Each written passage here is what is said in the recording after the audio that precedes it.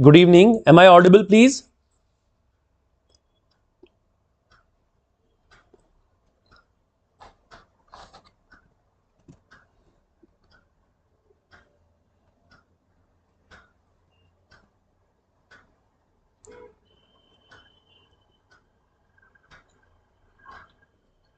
Good evening, friends. Good evening. Am I audible, please? Good evening. Am I audible, please?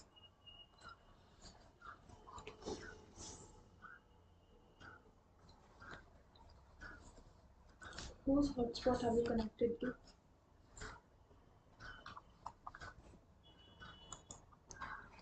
अभी कुछ देर इंतजार करते हैं.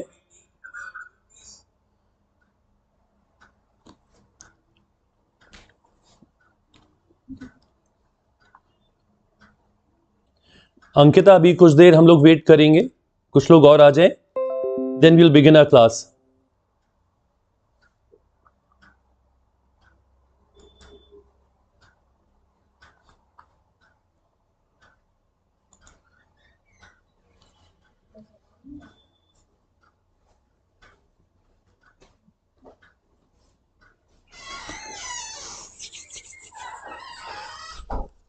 Is Khushbu? Good evening बेटा, welcome to the class. आज बहुत ज़्यादा इंपॉर्टेंट क्लास हम लोग करने वाले हैं. Good evening everybody.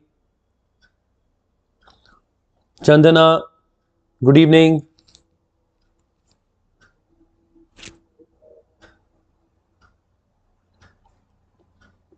आज हम लोग जो संज्ञा या नाउन से related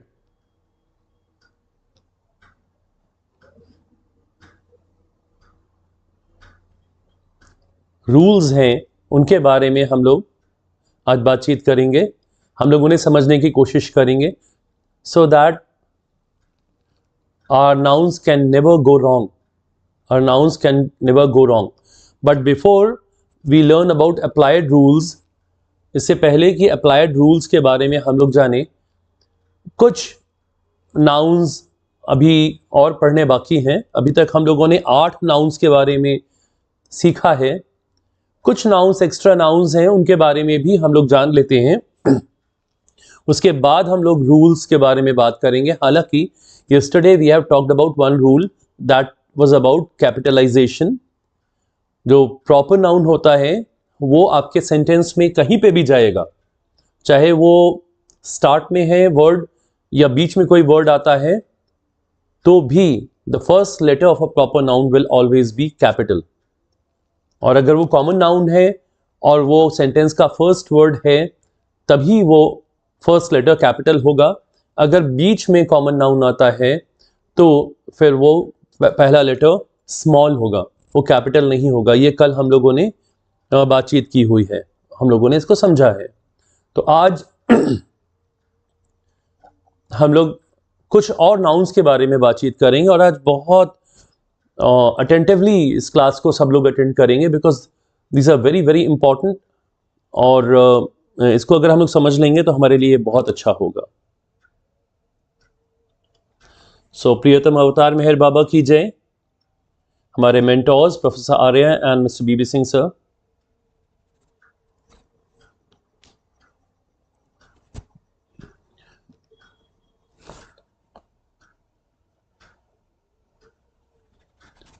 So welcome to the class.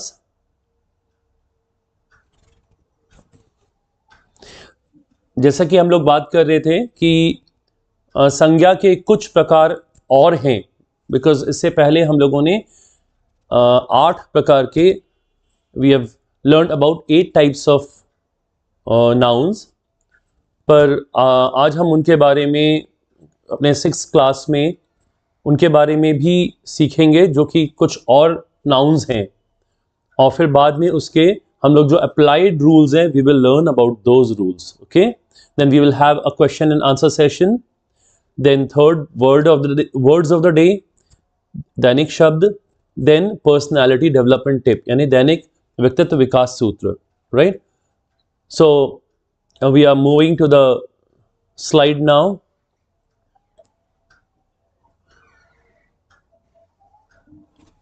Some more types of noun, संज्ञा के कुछ और प्रकार।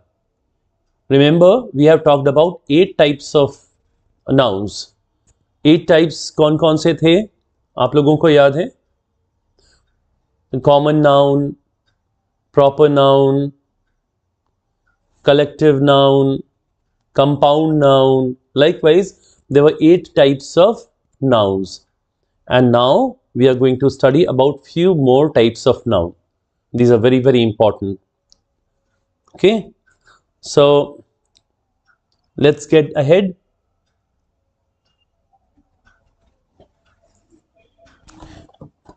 In this slide, you can see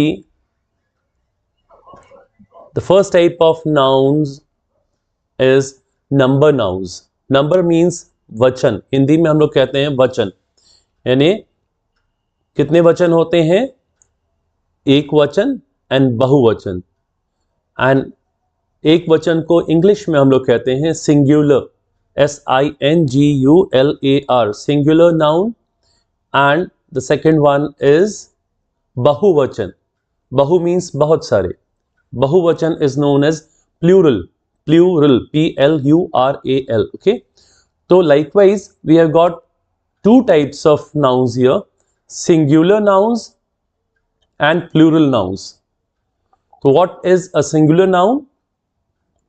If one person or a thing is denoted in a sentence, then it is a singular noun.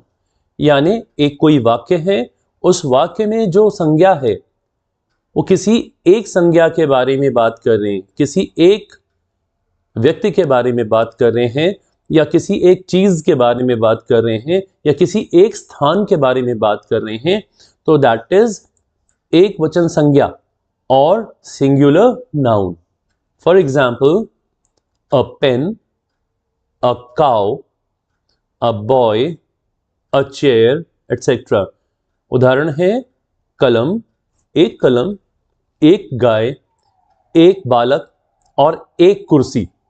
तो जब भी एक के बारे में हम बात करते हैं तो that is known as singular noun, और वो आता है नंबर नाउन्स के अंतर्गत, अंडर नंबर नाउन कैटेगरी। तो कभी भी आपसे पूछा जाता है तो this is number noun category, okay. और इसका ही सेकंड है B, is plural noun. When a noun denotes more than one person or a thing, it is a plural noun. For example, pens, cows, boys, chairs, etc. Plural का मतलब होता है बहुवचन, यानी एक से ज्यादा, एक है तो एक वचन, एक से ज्यादा है तो बहुवचन। एक है if it is one, it is singular, if it is more than one, it is plural. So plural noun. तो ध्यान दीजिए बहुवचन संज्ञाएं क्या होती हैं। पहली बात तो ये कि ये संज्ञा है, ये नाउन है, और ऐसा नाउन है जिसमें बहुवचन के बारे में बात हो रही है, यानी एक से ज्यादा व्यक्ति, स्थान या किसी भी वस्तु या चीज के बारे में वाक्य में लिखा जा रहा है। ऑलराइट, तो उदाहरण के लिए कलमे, यानी एक से ज्यादा कलम है इसलिए कलमे। गायें, यानी एक से अधिक गाय है इसलिए गायें। कई बालक, क्लास, कक्षा में कई बालक बैठे हैं। In a class there are number of students, तो स्टूडेंट्स। और कुर्सियां, chairs, number of chairs are kept under the pandal. Pandal के नीचे कई चेयर्स या कुर्सियां रखी गई हैं, एक कुर्सी नहीं है, कई कुर्सियां हैं। स्कूल में, क्लास में एक बालक नहीं है, कई बालक हैं। अगर डेयरी है तो डेयरी में एक गाय नहीं है, कई गायें हैं। आपके पास में कंपास बॉक्स में या पेंसिल बॉक्स या पेन बॉक्स में एक पेन नहीं है, कई पेन्स हैं। तो इधर पे हम लोग इनको प्लूरल नाउन्स कहते हैं। और आप देख रहे हैं कि जो भी वर्ड है, जो भी शब्द है, तो उसके सामने एस लिखा होता है, एस, ओके। एस से वो प्लूरल हो जाता है, एस हटा देंगे तो वो सिंगुलर हो जाएगा, राइट, ओके। अभी तक हम लोग देख रहे थे वो था नंबर नाउन या नाउन नंबर, ठीक है, उसमें सिंगुलर और प्लूरल की बात हो रही थी। पर अब हम लोग नाउन जेंडर्स की बात करेंगे, राइट। नाउन जेंडर्स, इससे पहले कि we talk about noun genders, we will have to understand what gender means. What gender means, gender का मीनिंग होता है लिंग, दैट मीन्स पुल्लिंग या स्त्रीलिंग, यानी पुल्लिंग यानी मैस्कुलाइन और स्त्रीलिंग यानी feminine. Alright, masculine and feminine. यहाँ पे हम लोग इंग्लिश ग्रामर में हम लोग पहले सीखेंगे what is masculine noun. Masculine noun यानी जब भी nouns that refers to the male classification of a person, animal और thing. Example, man, a man, a lion, moon, etcetera. यानी ये पुल्लिंग संज्ञाएं हैं या वो संज्ञाएं हैं जो वाक्य में पुल्लिंग के रूप में ही उपयोग में आती हैं या की जाती हैं। यानी वाक्य में केवल पुल्लिंग यानी मेल यानी पुरुष जो भी हैं उनके बारे में बात की जाती है, चाहे वो स्थान की बात हो रही हो, व्यक्ति की बात हो रही हो या वस्तु की बात हो रही हो। उदाहरण के लिए पुरुष, पुरुष एक मेल है या मस्कुलाइन नाउन है। सेकंड, शेर, ये शेरनी का पुल्लिंग है, राइट। शेर, चांद को भी हम लोग पुल्लिंग ही मानते हैं, तो ये पुल्लिंग संज्ञा ही है। Next is feminine. Feminine means स्त्रीलिंग संज्ञाएं। फेमिनाइन नाउन मीन्स स्त्रीलिंग संज्ञाएं। Nouns denoting a female class of a person, animal or thing like nature, tigress, woman, etc. स्त्रीलिंग संज्ञाएं वो होती हैं जब वाक्य में लिखी जाती हैं तो वो किसी स्त्री जाति के बारे में बात होती है। जैसे प्रकृति, प्रकृति को हम स्त्रीलिंग मानते हैं। शेरनी या कोई महिला या स्त्री, ये भी स्त्रीलिंग ही हैं। जब इनका उल्लेख किसी वाक्य में होता है तो इन्हें हम कहते हैं स्त्रीलिंग संज्ञाएं, right. Welcome Mansi and Lakshmi. सभी स्टूडेंट से एक रिक्वेस्ट है कि 7 बजे का सब लोग कल से अपने फोन पे अलार्म लगाएंगे, राइट। 7 बजे क्लास शुरू हो जाती है, आप लोग क्लास मिस मत कीजिएगा। हालांकि रिकॉर्डेड क्लास आप लोग को मिलेगी, लेकिन जो बातचीत हम लोग यहाँ पे कर रहे हैं लाइव, उसका मज़ा दूसरा है, उसका मज़ा दूसरा है। एक हमारे ऑफिस में एक लेडी हैं जो कि कंप्यूटर्स हमारे चलाती हैं, उन्होंने यही कहा कि सर लाइव क्लासेस का मज़ा दूसरा होता है। थोड़ा सा मेहनत कीजिए एंड बी इन टाइम, आपको बहुत मज़ा आएगा। और आज बहुत इंपॉर्टेंट क्लास है, पहले की स्लाइड्स की रिकॉर्डिंग ज़रूर देख लीजिएगा, राइट।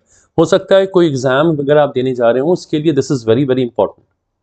हमने देखा है कि कई लोग ये बोलते हैं कि नहीं, ग्रामर की बिल्कुल ज़रूरत ही नहीं है, ग्रामर सीखने की ज़रूरत नहीं, डायरेक्टली आप इंग्लिश बोल सकते हैं। हाँ सही बात है, आप याद करके इंग्लिश बोल सकते हैं, लेकिन जब आप लिखने जाएंगे, जब आप एग्ज़ाम लिखने जाएंगे, देन आपको you have to be correct, grammatically correct in writing, otherwise you will not get marks. अगर आपके व्याकरण शुद्ध नहीं है एग्ज़ाम में तो फिर आप मार्क्स कैसे पाएंगे। और इसलिए हमारी क्लास जो है, हम आप लोगों की क्लास जो है यहाँ पे, वो कम्युनिकेटिव इंग्लिश है, right. Communicative English means communication जो होता है, संवाद होता है बोल के भी और लिख कर भी।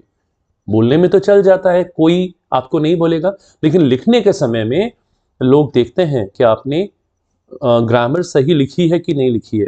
इसलिए थोड़ा सा हम डिटेल में इसमें बातचीत कर रहे हैं। हमारी टीम में डॉक्टर किंजल सिंह मैम जो कि हमारी वाइफ हैं, स्वास्तिका, चंदना, ये सब बोल रहे थे कि थोड़ा सा आप डीप पढ़ा रहे हैं नाउन में। दिस इज़ 3rd और 4th क्लास ऑन नाउन, पर थोड़ा सा डेप्थ हम लोग लेके चलेंगे, थोड़ा सा टेक्निकल नॉलेज हम लोग लेके चलेंगे, तो आगे कोई भी एग्ज़ाम हम लोग देंगे ना, तो हमें एग्ज़ाम में प्रॉब्लम नहीं होगा बेटा, हमें एग्ज़ाम में प्रॉब्लम नहीं होगा। हमको भी ये चीज़ें समझनी पड़ी। आज दोपहर के बाद से हम लगातार ये चीज़ें समझ रहे हैं आप लोगों के लिए, राइट। तो अभी तक हमने पढ़ा मैस्कुलाइन, फेमिनाइन, पुल्लिंग, स्त्रीलिंग, नाउन जेंडर्स कैटेगरी के तहत, right. Now this is neuter gender, neuter gender, right. Neuter gender means न कि ये पुल्लिंग है और ना ही ये स्त्रीलिंग है। तो ऐसे जो भी वर्ड्स हैं, नाउन्स हैं, उनको हम न्यूटर बोलते हैं। Neuter, NEUTER, neuter gender. So what it is nouns that denote a thing without life, either female or male। जिन वस्तुओं में जो जीवंत नहीं है, जो निर्जीव हैं, ऐसी वस्तुएं, चाहे वो फिर फीमेल हो या मेल हो, उन्हें हम न्यूटर जेंडर में रखते हैं, उनको हम न्यूटर जेंडर में रखेंगे। For example, a pen, a room, a book, etcetera. Neuter संज्ञाएं क्या है? ये वो संज्ञाएं हैं जिन संज्ञाओं को उपयोग में लेते हैं निर्जीव वस्तुओं के बारे में, और निर्जीव वस्तुओं को जो संज्ञाएं संदर्भित करती हैं वो है न्यूटर जेंडर। ये न मेल है न फीमेल है, न मस्कुलाइन है न फेमिनाइन है। उदाहरण के लिए, कलम एक निर्जीव वस्तु है, कक्षा निर्जीव है, पुस्तक निर्जीव है, ये सब चीजें निर्जीव हैं। अगर वो निर्जीव हैं then it comes under neuter gender. Okay, तो अभी तक हम लोगों ने पढ़ा, इससे पहले नंबर नाउन, अब हम लोगों ने पढ़ा gender noun, right. Number noun में था सिंगुलर एंड प्लूरल, और नाउन जेंडर नाउन में है masculine, feminine and neuter gender, right. अभी तक की चीजें अगर आप लोगों को समझ में आ रही हैं तो you can write Y, please write Y, please write Y. Thank you Chandana. Meanwhile Ankita, Khushboo, Mansi, आप सब लोग अपने जो व्हाट्सएप ग्रुप है, कॉलेज ग्रुप, उसमें आप लोग लिख सकते हैं कि क्लास हम लोगों की शुरू हो गई है, right. You can write there कि we are on with a class and this is very very important class. आपको ये शुरुआत के 8 जो कैटेगरीज हैं नाउन की, ये हर जगह सुनने मिलेगा, पर ये जो कैटेगरीज आज हम डिस्कस कर रहे हैं इनके बारे में सुनना थोड़ा सा मुश्किल है। इनके बारे में शायद आप लोगों ने पहले ना भी सुना हो सकता है सुना हो सकता है ना भी सुना हो। तो it's very important to know these categories. Okay okay, and छोटे छोटे से टेस्ट भी हम लोग करेंगे, राइट, कि हम लोगों ने कितनी चीजें समझी हैं। तो ध्यान दीजिएगा, छोटे छोटे मजेदार से टेस्ट भी हम लोग अब लेंगे कुछ दिनों बाद से। And after that, after those two types of genders, two types of nouns, that is number noun and then gender nouns। अब ये नाउन केसेस हैं, नाउन केसेस में भी अलग अलग केसेस हैं। तो पहले हम लोग जान लेते हैं नाउन केसेस क्या है, ठीक है। केस यानी हिंदी में भी केस अपन जानते हैं ना, कई बार पुलिस केस ही जानते हैं हम लोग। तो नाउन के भी केसेस हैं, संज्ञाओं के भी केसेस हैं। उसमें वो होता क्या है, ये noun classified on the basis of cases tell us the position of the noun in a sentence. यानी संज्ञा का क्या स्थान है, संज्ञा का क्या स्थान है, इस बारे में हम लोग संज्ञा का स्थान वाक्यों में क्या है, इस बारे में जो जानकारी हमको मिलती है उसे जो है हम कहते हैं केस, राइट। तो संज्ञा का वाक्य में क्या स्थान है, किस तरह का उपयोग है, संज्ञा का किस तरह का उपयोग है वाक्य में, इस बारे में हमें ये इंफॉर्मेशन कहाँ से मिलती है, जब हम अलग अलग केसेस जानते हैं, अलग अलग संदर्भों के बारे में हम चर्चा करते हैं, डिस्कशन करते हैं, तब हम जानते हैं कि अच्छा ये फलाना केस है, ये ठिकाना केस है। Then we got to know कि हाँ अच्छा ये केस है। तब हम जानते हैं कि एक्चुअली संज्ञा का क्या भूमिका है, क्या रोल है वाक्य में, इस बारे में हमको जानकारी, संज्ञा की भूमिका वाक्य में क्या है, इसकी जानकारी हम लोगों को मिल जाती है। The first case is possessive case. Possess करना, बेटा पोजेस करना मतलब क्या है? पोजेस करना यानी पाना। पोजेस करने का हिंदी में मीनिंग है पाना या हमारे पास होना, ठीक है। तो पोजेशन केस, पोजेसिव केस हैं कि वो नाउन जो ये दिखा आपके पास किसी चीज का होना दर्शाए, आपके पास किसी चीज का होना दर्शाए, ठीक है, कि ये चीज आपके पास है, एक पेन आपके पास है, एक नोटबुक आपके पास है, एक पेंसिल आपके पास में है, राइट। थैंक यू, सब लोग समझ पा रहे हैं तो वेरी गुड। अंकिता, लक्ष्मी, मानसी, सब लोगों ने, लक्ष्मी, सब लोगों ने यस लिखा है।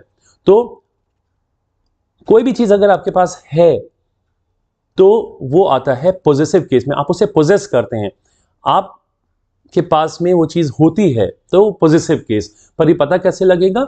तो नाउन, ऐसा नाउन या ऐसी संज्ञा जो कि पोजेशन या ओनरशिप या अथॉरिटी, है ना, आपका वर्चस्व दिखाता है, that is the case where a relationship between two nouns or between a noun and a pronoun, the possessive case is made by adding an apostrophe and an s to the noun, or we use the preposition to show this relationship. अगर इसका मतलब ये है कि ये position दिखेगा कैसे, किसी भी वस्तु का पोजीशन किसी इंसान के पास में किस तरह से दिखेगा, तो उसके एग्जाम्पल हैं। उसका एग्जाम्पल ये है, फॉर एग्जाम्पल, कि आप अगर अपॉस्ट्रफी एस लगाते हैं, अपॉस्ट्रफी एस यानी कोई भी सेंटेंस होता है, सेंटेंस के बाद में एस लिखा जाता है, एस के पहले एक कॉमा होता है, तो उसको बोलते हैं अपॉस्ट्रफी एस। तो अपॉस्ट्रफी एस जब लगता है तो उससे ये पॉजिटिव केस हमको समझ में आता है कि ये केस, ये नाउन पॉजिटिव है। उसके एग्जाम्पल्स हैं और एग्जाम्पल है जैसे अभिजीत्स बुक, हम कहना चाहते हैं अभिजीत की किताब, अभिजीत एक बच्चा है, उसकी किताब, उसकी पुस्तक, तो बुक ऑफ अभिजीत, उसको हम लोग लिखते हैं कैसे हैं? अभिजीत्स बुक, राइट, अभिजीत्स बुक। यहाँ पे ये जो कॉमा ऊपर लगा हुआ है ये अपॉस्ट्रफी है बेटा, अपॉस्ट्रफी कहलाता है। अपॉस्ट्रफी का मतलब होता है का, अभिजीत की, यहाँ पे की है, ये अपॉस्ट्रफी की वजह से की किताब, ये यहाँ पे भी लिखा हुआ है बुक ऑफ अभिजीत, तो ऑफ लिखने के बजाय आप अपॉस्ट्रफी लगा सकते हैं और बुक लिख सकते हैं, राइट। ऐसे तपन्स बॉल, यह तपन और इसका मतलब है की गेंद, बॉल ऑफ तपन, तपन की गेंद, ठीक है। So for words that already have a letter S at the end, कई शब्द आपको ऐसे मिलेंगे, कई वर्ड्स ऐसे मिलेंगे जिनके आखिर में पहले ही एस लेटर लगा हुआ है, तब आप क्या करेंगे, है ना। यहां पे तो आप देख रहे हैं कि अभिजीत के आगे आप यहां पे एक अपॉस्ट्रफी लगा दिया है और एस लगा दिया है, पर किसी वर्ड में पहले से ही एस लगा हुआ है, तब आप क्या करेंगे? आइए देखते हैं नेक्स्ट स्लाइड में। देखिए, पेरिस की स्पेलिंग है PARIS, इसमें एस पहले से लगा हुआ है, तो इसमें अपॉस्ट्रफी आप लगा पाएंगे क्या? जैसे आप लोग यहां पे देखें, पेरिस पॉपुलेशन, PARIS अपॉस्ट्रफी, ऊपर वाला कॉमा अपॉस्ट्रफी कहलाता है, अपॉस्ट्रफी एस, पेरिस पॉपुलेशन यानी पेरिस की जनसंख्या, ये गलत है, इनकरेक्ट है, क्योंकि दो एस नहीं हो सकते हैं। आप लिखेंगे पेरिस PARIS और फिर उसके बाद में आप अपॉस्ट्रफी लगा दीजिए पेरिस पॉपुलेशन, तो ये सही होगा, दिस इज करेक्ट। अगर किसी भी नाउन के आगे, रिमेंबर, किसी भी नाउन के आगे अगर एस लगा हुआ है तो फिर दोबारा से एस लगाने की जरूरत नहीं है, दोबारा से एस लगाने की जरूरत नहीं है, आप केवल एक अपॉस्ट्रफी लगा दीजिए बस, that is enough. For example, toys of kids, toys of kids, toys यानी होता है खिलौने, किड्स यानी होता है बच्चे, बच्चों के खिलौने, टॉयज ऑफ किड्स, बच्चों के खिलौने। और यहां पे लिखा हुआ written here is kids toys, पर किड्स में एस पहले से है, because it is plural of kid, kid की जगह किड्स, किड्स यानी बच्चे, तो एस लगा हुआ है तो इसमें अपॉस्ट्रफी लगा के दूसरा एस नहीं लगाते हैं, यानी अपॉस्ट्रफी एस बोलते हैं इसको, अपॉस्ट्रफी एस नहीं लगता, इसमें केवल अपॉस्ट्रफी लगता है क्योंकि इसमें पहले से एस है, राइट। इस बात का ध्यान दीजिए, यहां पहले से एस है इसलिए अपॉस्ट्रफी उसके बाद बस लगा देते हैं और एक एस एक्स्ट्रा एस नहीं लगाया जाता। Hostel of girls, girls, okay, तो गर्ल्स हॉस्टल, गर्ल्स हॉस्टल में आपको एपोस्ट्रोफी एस लगाने की जरूरत नहीं है, यानी एपोस्ट्रोफी के साथ एस, केवल एपोस्ट्रोफी लगा दें। बॉयज हॉस्टल में भी ऐसे ही है बेटा, बॉयज लिखे और ऊपर एक कॉमा यानी एपोस्ट्रोफी लगा दीजिए, बॉयज हॉस्टल, लड़कियों का हॉस्टल, लड़कों का hostel. House of Jonas, Jonas कोई वहां पे ये नाम है, तो जोनासस हाउस नहीं हो जाएगा, यहां पे भी एपोस्ट्रोफी एस नहीं होगा, केवल एपोस्ट्रोफी ही होगा, जोनास हाउस। तो this is known as positive case. ये एग्जांपल्स हैं पॉजिटिव केस के, राइट। पॉजिटिव केस के एग्जांपल हैं, आप लोग फिर से देख सकते हैं Abhijit book Tapan's ball, right. तो किसी के पास कोई वस्तु है, वो उसको पजेस कर रहा है, उसे उसे उसके पास में वो चीजें हैं। तो कोई वस्तु अगर है तो चूंकि वस्तु है तो वो नाउन है, और चूंकि उसके पास है, उसको ये दिल में महसूस हो रहा है ये मेरे पास है, ये एक खिलौना है जो मेरे पास है, ये बैट है क्रिकेट का, ये मेरे पास है, तो बैट जो है वो पॉजिटिव केस हो जाएगा, राइट, वो पॉजिटिव केस हो जाएगा। और दूसरी चीज हम लोगों ने यहां पे समझी कि एपोस्ट्रोफी एस कैसे लगता है। अगर किसी भी नाउन में लास्ट में एस लगा हुआ है तो वहां केवल ऊपर एक कॉमा आएगा, इसको बोलते हैं एपोस्ट्रोफी। लेकिन अगर लास्ट में एस नहीं है तो एपोस्ट्रोफी और एस दोनों लगेंगे, apostrophe S, this is the rule. Okay okay, so ये अगर आपको क्लियर हो गया हो तो प्लीज राइट एस। अगर ये आपको क्लियर हो गया हो तो please write S. Okay, thank you thank you thank you. So we are moving to the next slide. This is vocative case. Vocative word बेटा बना है, this word is made from vocal. Vocal, vocal means बोलना, बोलना। Vocative case यानी जहां बोलने से मतलब है, जहां बोलने से मतलब है, राइट, जहां बोलने से मतलब है, इस is vocative case, right, vocative case. Okay, so vocative case is what, let's see what is vocative case. वो वाक्य में संज्ञा का उपयोग जिस संज्ञा से ये पता लगता हो कि उसे बुलाया जा रहा है, बोला जा रहा है। When a noun is addressed or called out in a sentence, यानी जिस संज्ञा को बुलाया जा रहा है, then that noun is said to be the vocative case. This usually happens when you take the name of the listener. आप किसी को नाम लेके बुलाते हैं, अंकिता सुनो, listen Ankita, listen Lakshmi, listen Chandana, तो हम लोग नाम ले रहे हैं, राइट, बातचीत के समय हम उनका नाम ले रहे हैं। तो vocative case sets the identity of the spoken party और लिसनर, यानी वोकेटिव केस में हम जो सुन रहे हैं उनके बारे में, जो सुन रहे हैं या जिनसे बात हो रही है, उस पार्टी के बारे में यहां बातचीत हो रही है, राइट, उनके बारे में बातचीत हो रही है। तो this is known as vocative case. It is important to separate the vocative noun from the rest of the sentences with the help of comma.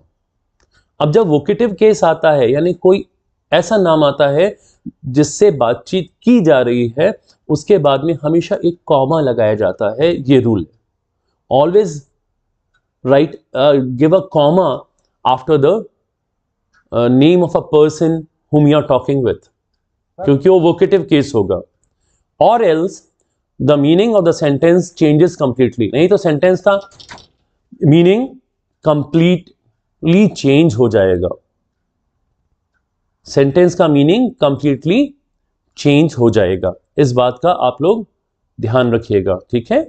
तो हमेशा एक कॉमा लगाइए वोकेटिव केस के बाद में, यानी जिस व्यक्ति से बात हो रही, सपोज अंकिता से बात हो रही है, listen Ankita where are you going, Ankita सुनो अंकिता तुम कहां जा रही हो, तो अंकिता के बाद में you put a comma, Ankita के बाद में you put a comma, then this will be a correct sentence. Okay, right. vocative case, a noun is in the vocative case when it is used to call, to get attention, यानी हम किसी का नाम क्यों बुलाते हैं? ताकि हम उसका अटेंशन ले पाए, उसका ध्यान अपनी तरफ आकर्षित कर पाए। एक मिनट दीजिएगा भैया, ठीक है। जब हम किसी का ध्यान अपनी ओर आकर्षित करना चाहते हैं तब उसका नाम बुलाते हैं, और जो ध्यान आकर्षित करने के लिए नाम बुलाया जा रहा है उसी को वोकेटिव केस कहते हैं। इसके बाद हमेशा एक कॉमा लगता है, इस बात का आप लोग ध्यान रखिएगा, राइट। एक एग्जाम्पल है, miss Riya, teachers are waiting for you in the staff room. जब आप ये बोलते हैं मिस रिया, उसके बाद में देखिए कॉमा आ रहा है, उसके बाद में यहां पे कॉमा आ रहा है, तो मिस रिया एक वोकेटिव केस है।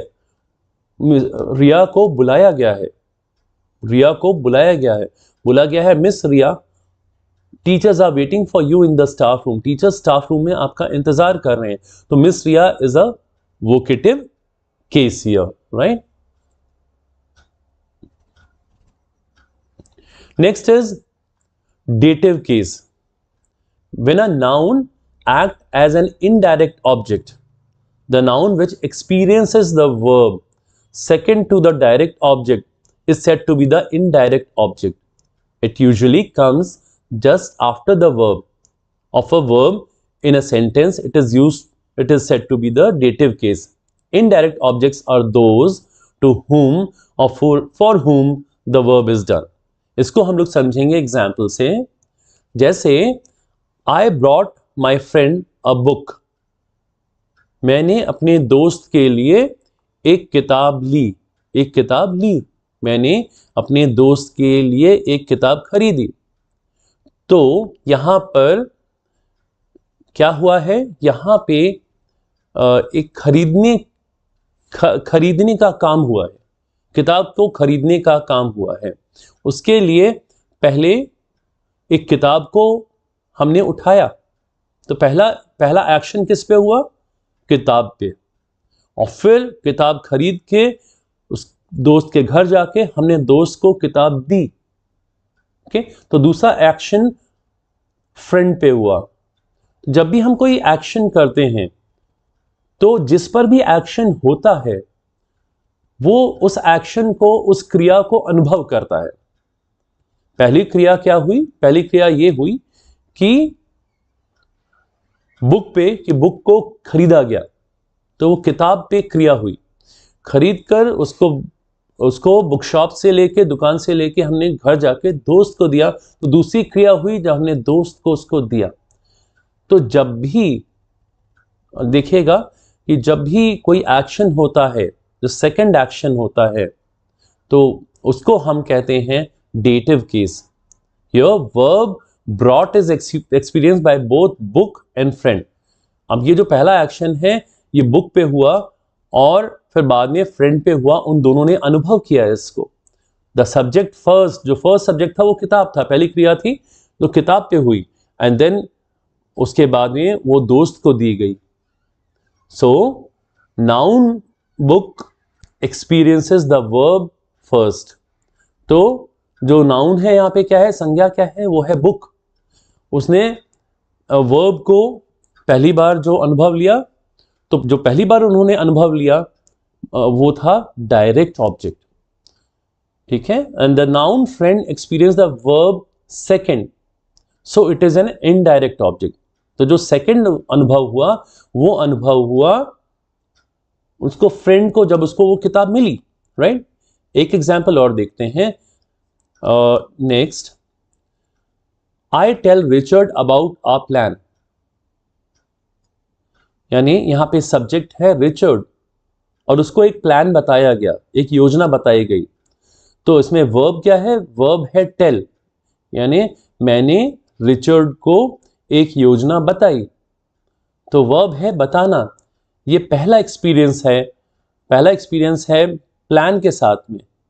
पहला योजना बनाई गई, तो योजना के साथ क्रिया हुई जब योजना बन रही थी, और फिर सेकेंडली वो योजना बताई गई, किसको, रिचर्ड को। रिचर्ड नाम का एक व्यक्ति, इसको बताई गई।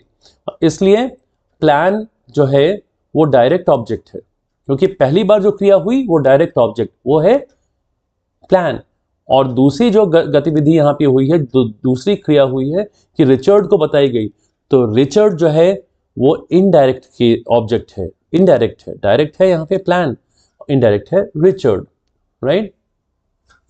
ओके, तो हम लोग वापस जाते हैं फिर से, और यहाँ पे हम लोग एग्जाम्पल देखने के बाद में फिर से पढ़ते हैं कि when a noun acts as an indirect object. अब यहाँ पे देखिए जो इनडायरेक्ट ऑब्जेक्ट थे आगे हम लोग देख रहे थे, तो वो जो होते हैं वो डेटिव केस कहलाते हैं। इनडायरेक्ट ऑब्जेक्ट यहाँ पे देखिए, indirect object I brought my friend a book, तो यहाँ पे जो फ्रेंड है, पहला एक्सपीरियंस हुआ, पहली बार में जो काम हुआ, जो गतिविधि हुई वो किताब के साथ हुई, लेकिन जो दूसरी गतिविधि हुई, दूसरी क्रिया हुई, किताब ले जाके दोस्त को दी, वो दूसरी गतिविधि हुई, तो वो इनडायरेक्ट ऑब्जेक्ट है। तो जो इनडायरेक्ट ऑब्जेक्ट है वही यहाँ पे डेटिव केस कहलाएगा, डेटिव केस, राइट। ऐसे ही यहाँ पे रिचर्ड और प्लान, तो प्लान तो बनाया गया, वो पहली एक्टिविटी हुई, पहली गतिविधि हुई, और रिचर्ड को प्लान बताया गया, ये दूसरी एक्टिविटी हुई। तो रिचर्ड यहाँ पे जो है वो इनडायरेक्ट ऑब्जेक्ट है, और इसलिए ये एक डेटिव केस है, राइट। ये थोड़ा सा टफ आप लोग को लग रहा होगा, लेकिन थोड़ा सा आप समझने की कोशिश करेंगे तो this will be very useful for you, right. Now nominative case, ये थर्ड केस है, nominative case. When a noun acts as the subject of a verb in a sentence, it is said to be in the nominative or subjective case. To find noun in nominative case makes a question with what or who before the verb. जब noun जो है वो खुद एक subject के रूप में होता है और verb के साथ में होता है, तो उसे nominative या subjective case कहते हैं। अगर आप पूछेंगे who, for example Radha is singing, who is singing, Radha, okay, तो Radha is a nominative case. ऐसा बोलते हैं ना कि किसको नॉमिनेट किया, आपके कॉलेज में अगर मान लीजिए कोई प्रेसिडेंट की पोस्ट के लिए इलेक्शन लड़ रहा है, तो कौन नॉमिनेटेड है, किसका नॉमिनेशन हुआ, यानी प्रेसिडेंट कौन बन गया है, राइट, नॉमिनेट हुआ।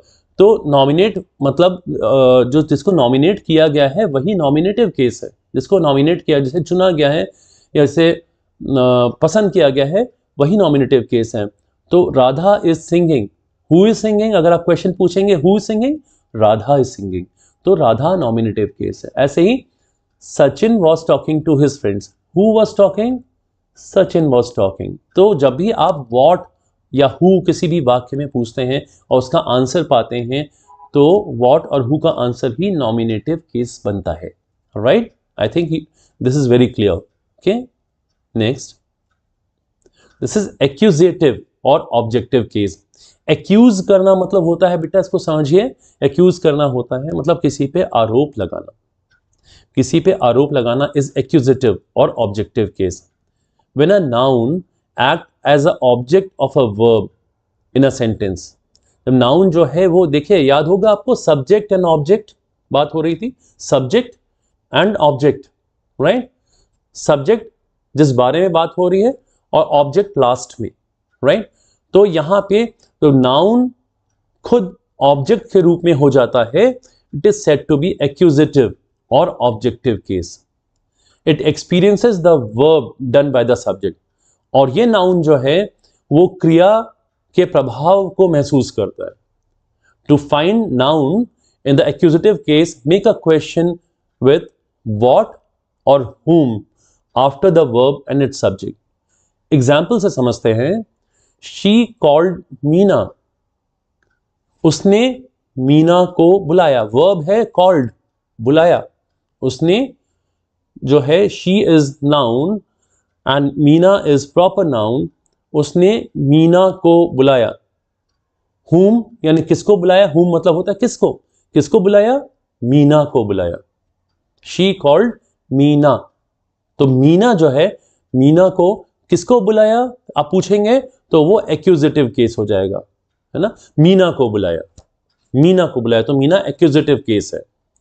Sachin is driving the car, okay, so who is driving the car, Sachin is driving the car, right?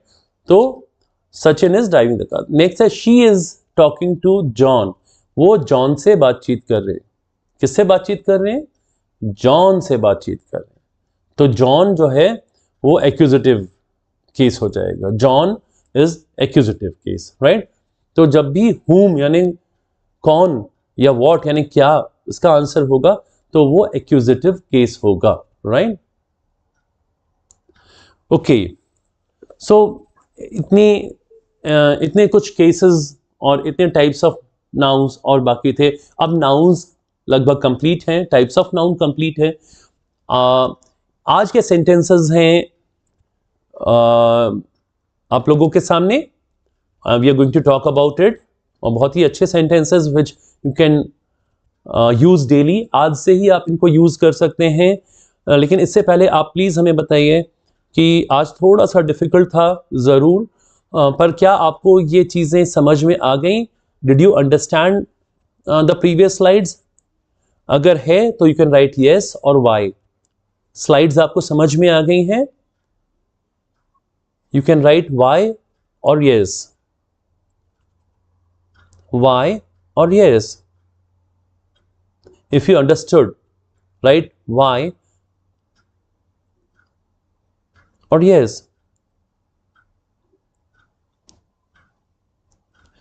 Hi Mridul, how are you?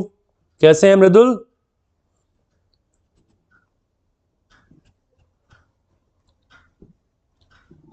या good good good good Mridul, good, very good very good. अच्छा, इससे पहले कभी आपने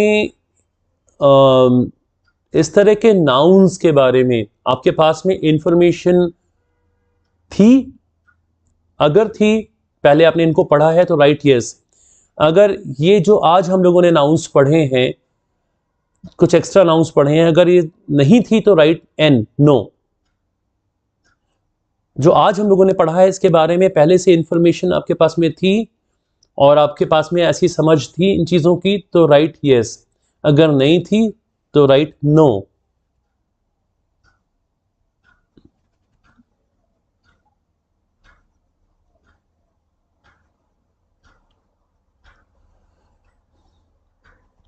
okay, तो that means Ankita ये class आपके लिए बेनिफिशियल हुई, आई थिंक, है ना? You can share this class with your friends, और ये आपको काफ़ी मदद करेगा आके कि अगर आप कोई एग्जाम्स देते हैं जिसमें इंग्लिश का भी पेपर होता है, उसमें आपको this is going to help you a lot बेटा। This was bit difficult, I know this was bit difficult, and we can repeat this class also if you wish. We can repeat the class in future, whenever we get time we can repeat the class, but I know this was difficult। तो आप लोगों ने इससे पहले इसके बारे में उतना ज़्यादा इंफॉर्मेशन नहीं थी, है ना? तो you can write no, okay, you can write no.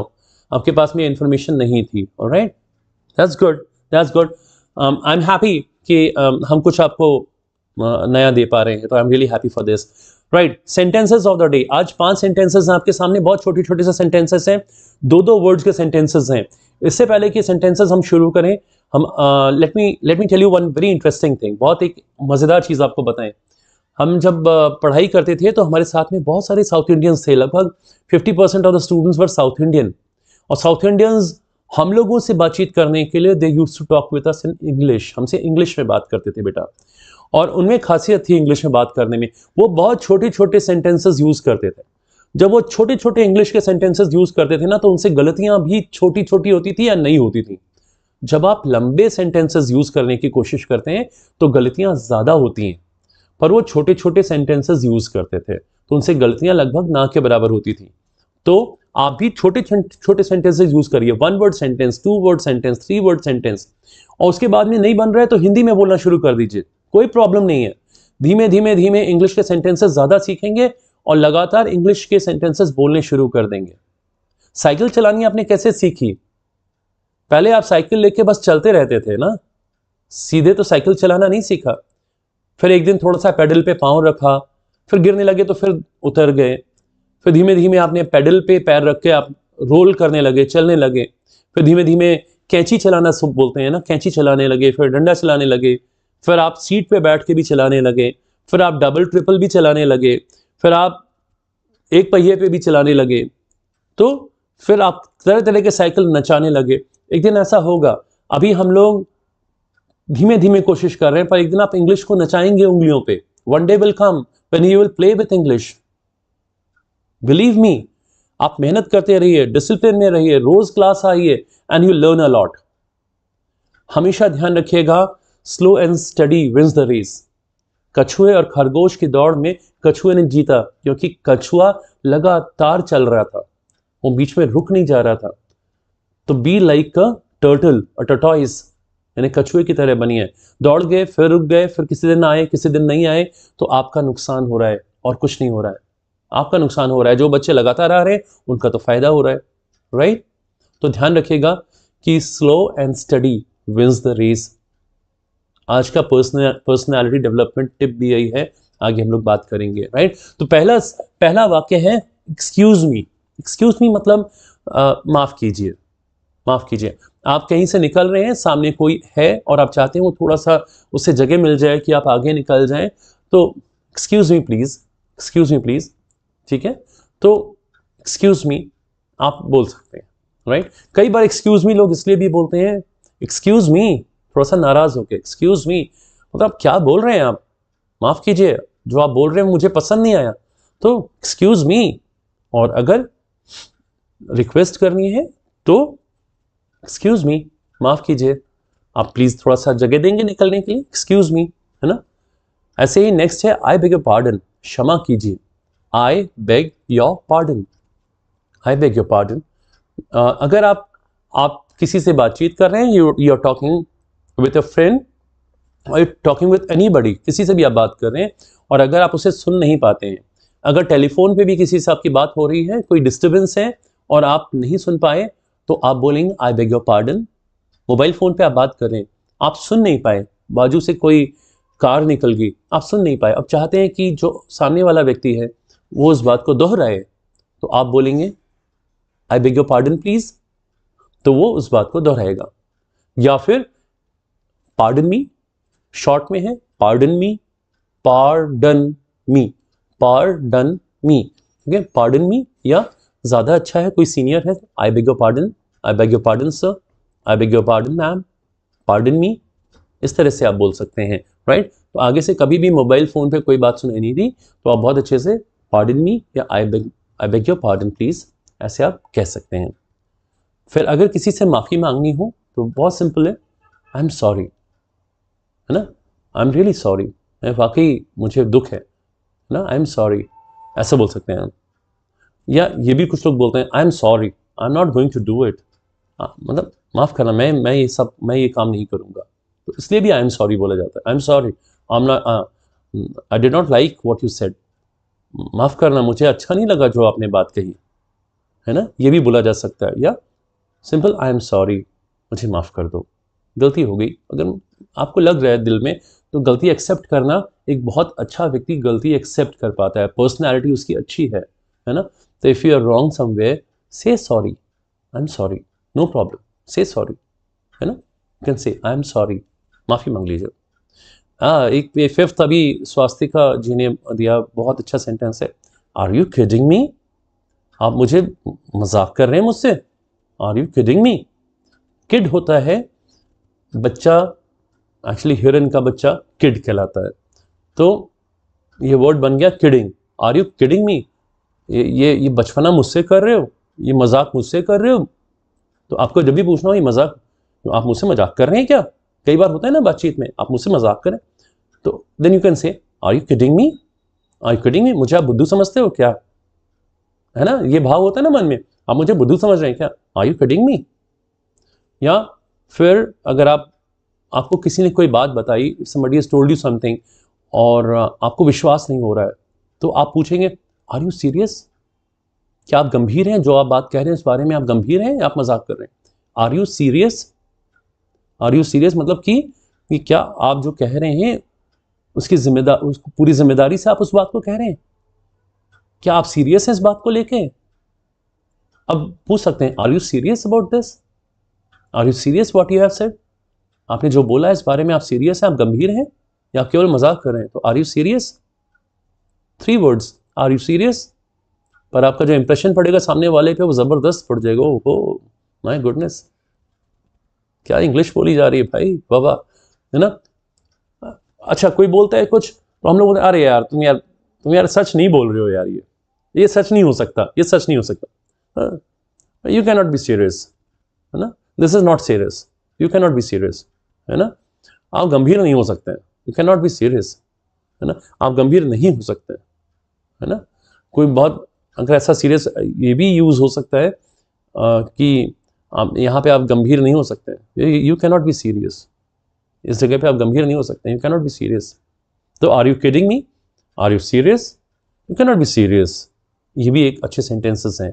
तो प्लीज माई रिक्वेस्ट इज कि सेंटेंसेस का यूज करना शुरू करें। इससे पहले कि we move on to the next slide, I would like to ask you one more question, and the thing is कि क्या जो सेंटेंसेस पीछे हम लोगों ने डिस्कशन में लिए हैं उन सेंटेंसेस को आपने यूज करना शुरू किया क्या? अगर हाँ तो लिखिए यस या वाई। अगर आपने उन सेंटेंसेस को यूज करना शुरू किया है, एक दो सेंटेंसेस ही धीमे धीमे यूज होंगे, पर क्या एक दो सेंटेंस भी आपने यूज किए हैं? अगर हाँ तो राइट यस और वाई, राइट यस और वाई। राइट यस और Y.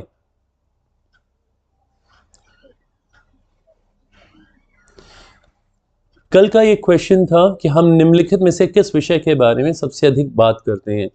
A B C, A B C, you can write A और बी और सी, लोगों के बारे में, घटना के बारे में या विचार के बारे में। You can write A B C. Good Ankita, very good Ankita, keep it up, keep it up, proud of you बेटा, proud of you, proud of you. Now see the slide and tell me, you can write A लोग, B घटना, C विचार। किस बारे में सबसे अधिक लोग बात करते हैं, आपको क्या लगता है? सोचिए, आप इसका आंसर लिख सकते हैं इन द ग्रुप ऑल्सो, इसके बारे में आप लोग ग्रुप में भी लिख सकते हैं कि आपके क्या विचार हैं इस बारे में, राइट? आज का क्वेश्चन है, क्योंकि कल हम लोग गूगल मीट पे मिलेंगे, दोनों तरफ से बातचीत होगी।